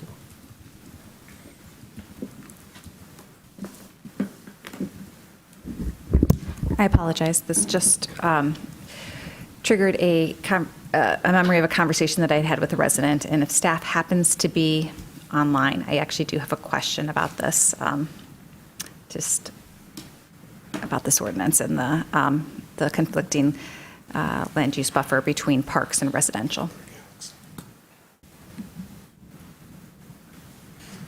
Councilmember Briggs, I'm here. Great, thank you. Sorry for not submitting this question earlier. I just just had a recollection. Can you explain to me just in terms of the ordinance changes that are present here, is there still a remaining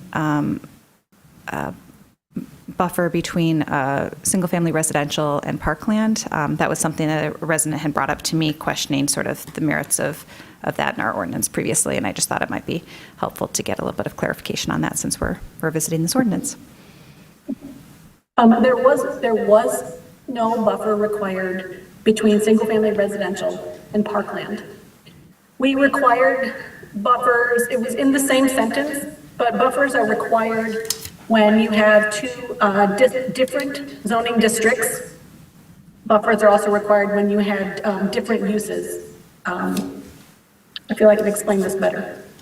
The ordinance never addressed that parkland adjacent to single family, so that remains unchanged. Okay. It did require completing land use buffers around vehicular use areas, regardless of zoning. It requires, and that remains.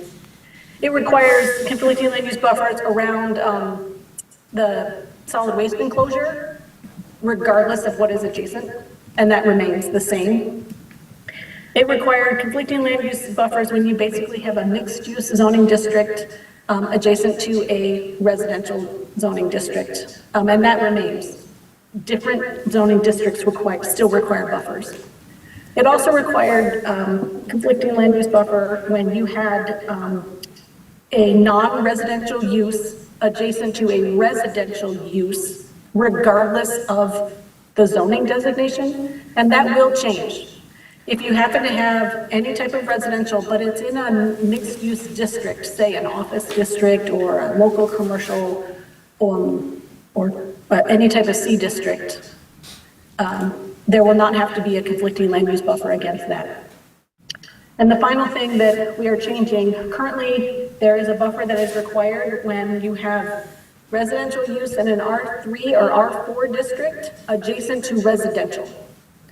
So, and this is what we're changing. We are removing that. We are not requiring residential to buffer from residential. Great. Thank you so much. I appreciate you answering my just curiosity question. Thank you. Further discussion? All in favor? Opposed? It is approved. DC1, resolution to approve the hiring of Maura K. Thompson as the Executive Director of the Downtown Development Authority. Moved by Councilmember Cornell, seconded by Councilmember Adina. Discussion, please, of DC1. Councilmember Cornell.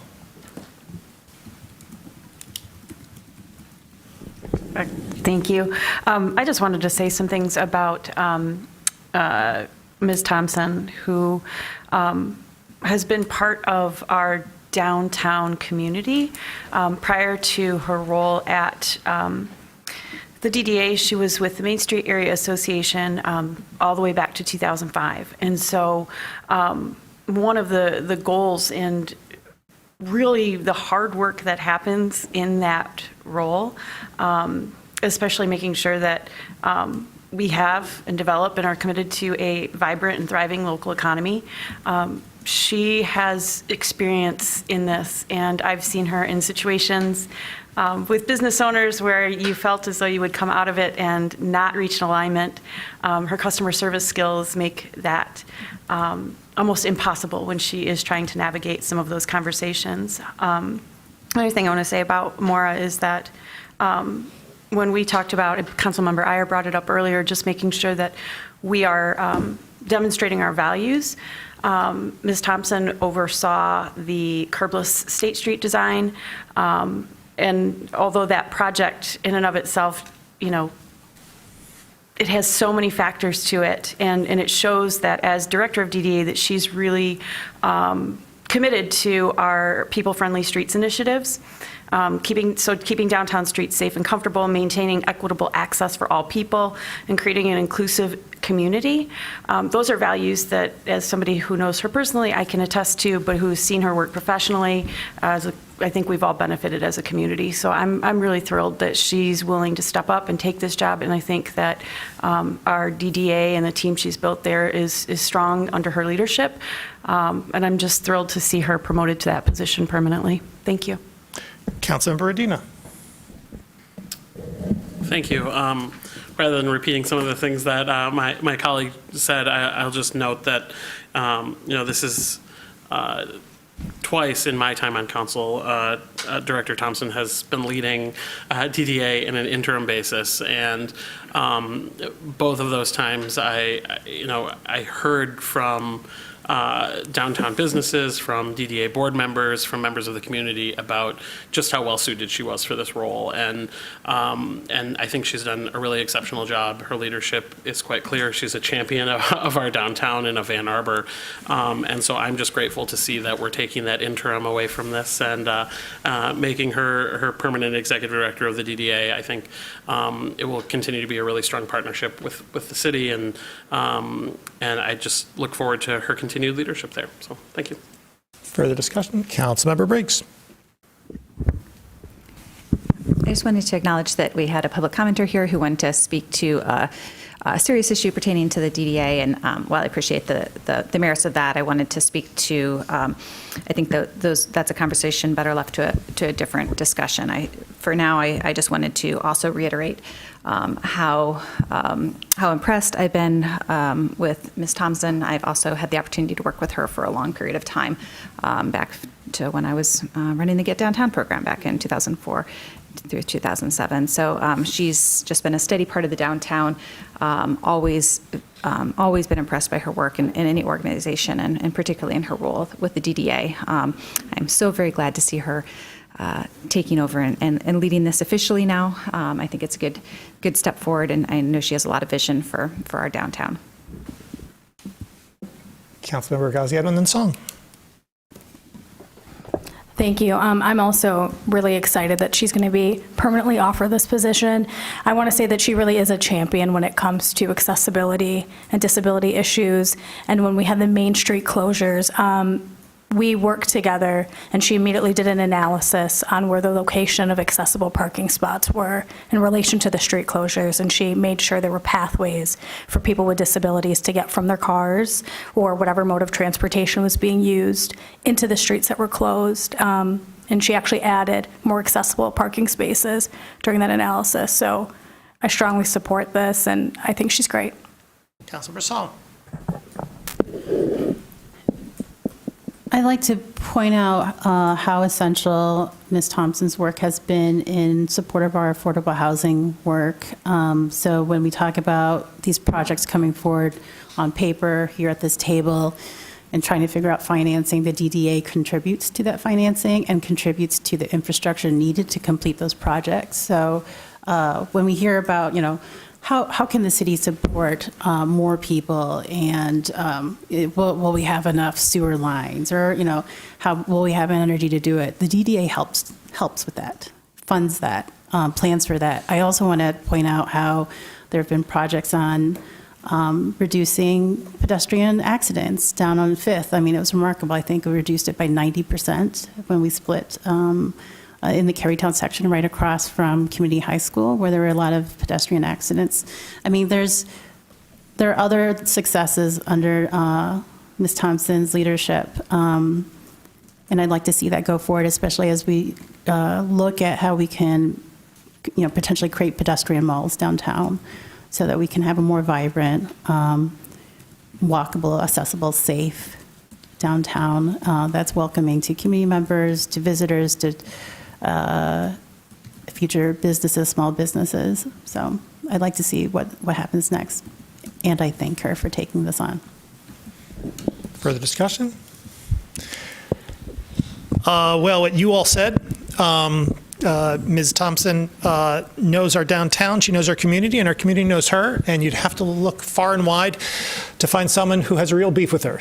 She has been here for many years and has done an outstanding job representing Main Street, the downtown generally, and she is going to, I believe, serve the DDA and the downtown and the city of Ann Arbor as a whole with honor, distinction, energy, and good cheer. I'm delighted that this is moving forward. Further discussion? All in favor? Opposed? It is approved. Resolution to recognize the city of Lubny, Ukraine, as a sister city to the city of Ann Arbor, moved by Councilmember Rodino, seconded by Councilmember Dish. Discussion, please, of DC2. I am delighted that this is going to be moving forward for council's consideration. It comes to us, of course, at the request and initiative of the United States Agency for International Development in connection with its Hoover-La Sister City program. With the intended effort to create and emphasize ties of community and engagement and education and support between the people of the city of Ann Arbor and the people of Lubny.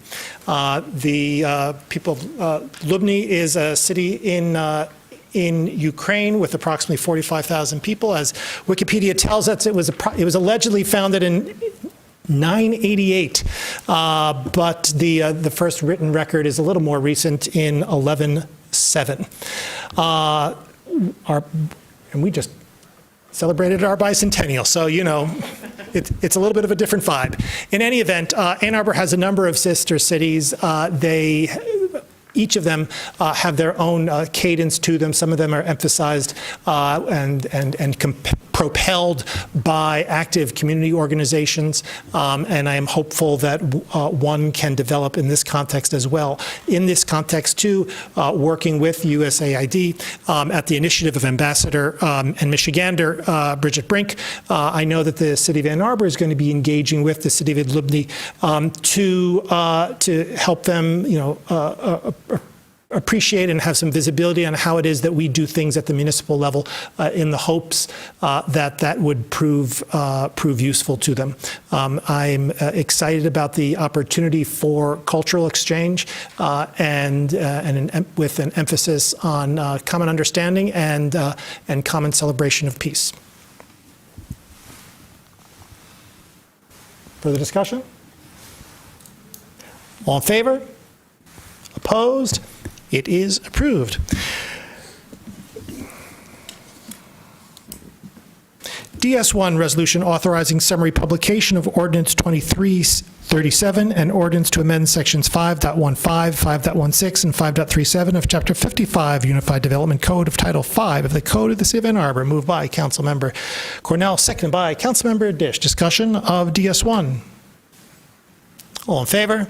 Opposed? Approved. DS2, resolution authorizing summary publication of Ordinance 2338, an ordinance to amend Section 5.16 of Chapter 55 Unified Development Code of Title V of the Code of the City of Ann Arbor, personal scale SES, moved by Councilmember Rodino, seconded by Councilmember Dish. Discussion? All in favor? Opposed? It is approved. Do we have the pleasure today of a closed session, Ms. Kaur? No, thank you, Mayor. We have before us the clerk's report of communications, petitions, and referrals. May I have a motion, please, to approve the clerk's report, moved by Councilmember Dish, seconded by Councilmember Ghazi Edwin. Discussion of the clerk's report.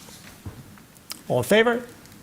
Opposed? The clerk's report is approved. Do we have communications today from our city attorney? No, thank you. In the absence of public comment overflow, may I have a motion to adjourn, please, moved by Councilmember Dish, seconded by Councilmember Watson. Discussion? All in favor? Opposed? We're adjourned.